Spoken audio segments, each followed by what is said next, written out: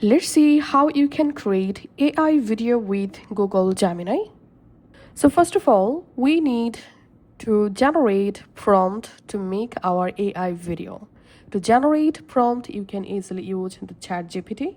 So open your ChatGPT and just go ahead and make your video AI video prompt. So as you can see, this is my requirement.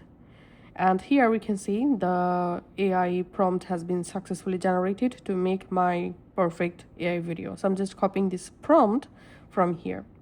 Now you need to go to your Gemini, and in this box you have to paste your prompt to generate AI video and then tap on send.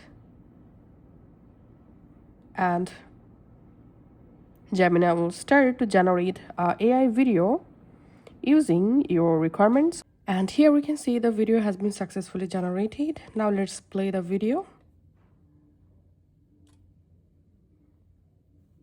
Buddy? Wait, are we really? Of course. I'm a commentator.